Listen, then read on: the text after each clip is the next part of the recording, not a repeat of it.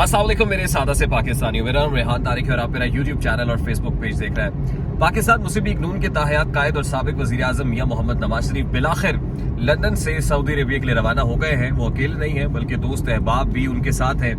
जो लीगी क़यादत के कुछ लोग हैं वो भी सऊदी अरब उनके साथ ही रवाना हो रहे हैं। ख़ास तौर पर तीन बड़ी इंपॉर्टेंट शख्सियात हैं जो नवाज शरीफ के तीन बड़े करीबी दोस्त समझे जाते हैं। एग्जाइल के खुद साख्ता जिला वतनी के दिनों के साथी भी हैं। वो कौन कौन है वो तफसीलात भी आपके सामने रखेंगे। लेकिन कॉन्स्पिरेसी मार्केट के अंदर बहुत सारी कॉन्स्पिरेसी थ्योरीज इस वक्त गर्दिश कर रही हैं। और सबसे पहले तो बहुत से लोगों का ख्याल ये है कि मियां मोहम्मद नवाज शरीफ साहब 21 अक्टूबर को शायद पाकिस्तान ना पहुंच पाए। वो जब भी पाकिस्तान पहुंचेंगे गिरफ्तार हो जाएंगे। एक कॉन्स्पिरेसी थ्योरी ये भी है कि मियां साहब के अपने ही पार्टी के लोग उनको गिरफ्तार कराना चाहते हैं, उनको एक ट्रैप में फंसाना चाहते हैं और उससे फ़ायदा हासिल करना चाहते हैं। थ्योरी तो ये भी है कि उनके अपने ही छोटे भाई शहबाज शरीफ साहब इक़्तिदार की नशे में बदमस्त हैं और उसके लिए वो भाई की कुर्बानी देने को भी तैयार हैं। उनको एक शिकंजे में, एक जाल में फंसाया जा रहा है और इस्टेब्लिशमेंट मियां साहब को मुल्क में सियासत नहीं करने देगी बल्कि गिरफ्तार कर लेगी। कुछ लोगों का ख्याल ये है कि मियां साहब को जाती उम्र रायवेंड में हाउस अरेस्ट करने का प्लान भी है, यानी इस्टेब्लिशमेंट उनको हाउस अरेस्ट भी कर सकती है। बहरकैफ मियां साहब के साथ क्या होना है ये तो या तो अल्लाह ताला को पता है या इस्टेब्लिशमेंट को पता है या मियां नवाज शरीफ को खुद पता है। और मेरा ये ख्याल है कि मियां नवाज शरीफ को बड़े अच्छे तरीके से पता है कि वो कहाँ जा रहे हैं, क्यों जा रहे हैं और उनके साथ होगा क्या। कतई नज़र इन कॉन्स्पिरेसी थ्योरीज के साथ मियां साहब सऊदी अरेबिया जा रहे हैं। अब सऊदी अरेबिया क्यों जाना है, क्या वहाँ कोई आला हुक्काम से मुलाकातें होनी है? अगर मैं गलत नहीं हूँ तो तकरीबन चौथा विजिट है उनका। जब से वो खुद साख्ता जिला वतनी में गए हैं तो लंदन से सऊदी अरब वो चौथी बार पहुंच रहे हैं। और जब भी पहुंचे बहुत सारी ऐसी खबरें आती रही कि जी उनकी सऊदी क्राउन प्रिंस मोहम्मद बिन सलमान से मुलाकात भी हुई है, सऊदी शाही मेहमान हुए हैं, वहाँ पर उनकी आला जो हुकूमती शख्सियात हैं उनसे बैठ के रही हैं। बहरकैफ इस तरह के कोई विजुअल्स सामने नहीं आए। अगर वो बंद कमरा मुलाकातें थी या इन कैमरा इजलास थे तो कुछ कहा नहीं जा सकता। हाँ, ये ज़रूर है कि सऊदी हुकूमत के साथ या सऊदी शाही ख़ानदान के साथ उनकी ताल्लुकात में जो क्रैक्स कहीं आ गए थे 2016-17 के अंदर, ख़ास तौर पे यमन वॉर का जो महाज था उसमें वो कुछ नाराज़ ज़रूर हुए थे कि सऊदी अरेबिया ये समझता था कि पाकिस्तान उनकी मदद करेगा। लेकिन पार्लियामान से जो करारदाद मंजूर हुई और जिसमें यमन और सऊदी वॉर के पुरअमन जो है वो हल का मुतालबा किया गया, उसके बाद सऊदी अरेबिया नाराज़ हुआ। फिर डॉन लीक्स का मामला भी था, नज़ला मियां साहब पे गिरा, लेकिन वो क्रैक्स काफ़ी हील हो गए हैं। और फिर डॉन लीक्स वाले खुद सऊदी अरेबिया में बैठे हुए हैं, राहील शरीफ साहब वो भी सऊदी अरेबिया में सर्व कर रहे हैं। तो इसका मतलब ये कि हालात अब वैसे तो नहीं है। सऊदी अरेबिया क्यों जा रहे हैं? नून लीग की आला जो ज़राए हैं उनका ये कहना है कि उनका निजी दौरा है। ये कोई हुकूमती ज़ाहिर है, कोई वहाँ को हुकूमती शख्सियात से या सऊदी शाही ख़ानदान के कहने पर नहीं जा रहे हैं, निजी दौरे पर जा रहे हैं। उम्रा परफॉर्म करेंगे, अल्लाह अल्लाह करेंगे, उसके बाद दुबई चले जाएंगे और दुबई से एक चार्टर प्लेन लेके, खुसूसी तैयारा लेके वो लाहौर पहुंचेंगे जहां मीनार पाकिस्तान उनको खिताब करना है। मीनार पाकिस्तान खिताब वाले मामले के ऊपर भी मैं आता हूं, लेकिन चार्टर प्लेन क्यों कराया जा रहा है? और फिर हमारी वो खबर भी दुरुस्त साबित हुई जिसमें हमने आपको बताया था कि अभी तक टिकट कंफर्म नहीं हुआ। लोगों का ख्याल ये था कि वो एमिरेट्स के जरिए से लंदन से लाहौर पहुंचेंगे, लेकिन कोई टिकट बुक नहीं कराई गई थी और हम आपको पहले बता चुके हैं चार्टर प्लेन होगा। अब चार्टर प्लेन कराने की बहुत सारी वजूहात हो सकती हैं। जब आप कमर्शियल फ्लाइट लेते हैं तो कमर्शियल फ्लाइट के अंदर जाहिर है हर एरा गैरा से मुराद ये है कि हर खासवाम मौजूद होता है, इकोनॉमी क्लास, बिजनेस क्लास, उसमें पाकिस्तान तहरीक इंसाफ के लोग भी, यानी मुख्तलिफ सियासी नज़रियात से ताल्लुक़ रखने वाले लोग भी हो सकते हैं, लीगल फ्रेटर्निटी से भी हो सकते हैं, वो इवन मीडिया से हो सकते हैं, जर्नलिस्ट। ज़ाहिर है जब आप इस तरह की पर्सनालिटी को ट्रैवल कर रही होती है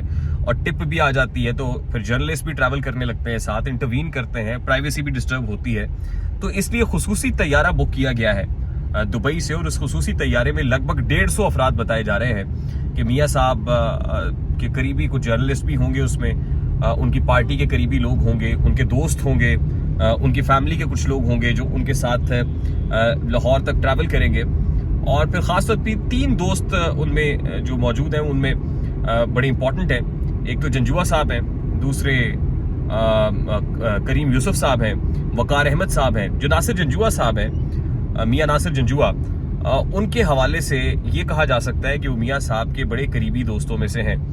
और जिस वक्त मियां साहब खुद साख्ता जिला वतनी में गए, लंदन गए, تو اس وقت پاکستان تحریک انصاف حکومت کی طرف سے پوری کوشش کی گئی کہ ناصر جنجوعہ صاحب کو میاں صاحب کے اگینسٹ اپروور بنایا جائے, وعدہ معاف گواہ بنایا جائے, اور کیونکہ یہ بزنس مین ہے, مڈ جیک کمپنی کے مالک بھی ہیں, تو ان کو پریشرائز کر کے تو میاں صاحب کے اگینسٹ کو گواہی لی جائے, 164 کا بیان دلوایا جائے. لیکن یہ ڈٹے رہے, تحریک انصاف کا کوئی بھی حربہ کام نہیں آیا, اور پھر یہ مناسب وقت جان کے, موقع جان کے بالآخر لندن روانہ ہو گئے, اور پھر انہوں نے 3 سال میاں صاحب کے ساتھ ہی وہ بھی خود ساختہ جلا وطنی کی حالت میں کاٹے ہیں. اور اب جب تحریک انصاف کی حکومت چلی گئی تو پھر وہ واپس آئے, اور اب وہاں سے میاں صاحب کے ساتھ ہی واپس آئیں گے. یہاں پہ ایک مثال بھی ہے کہ چیئرمین پی ٹی آئی کے دوست احباب بہت سارے ایسے ہیں کہ جو ان کے خلاف, جنہوں نے اپروور بننے میں ذرا دیر نہیں لی, وعدہ معاف گواہی دینے میں ذرا بھی انتظار نہیں کیا. اور یہاں میاں شہباز شریف صاحب ہوں یا نواز شریف ہوں, فواد حسن فواد ان کے بڑے قریبی رہے, پرنسپل سیکرٹری رہے, بیوروکریٹ رہے, احد چیمہ بڑے قریبی رہے, ان کو وعدہ معاف گواہ بنانے کی بھرپور کوشش ہوتی رہی, لیکن یہ نہیں بن سکے.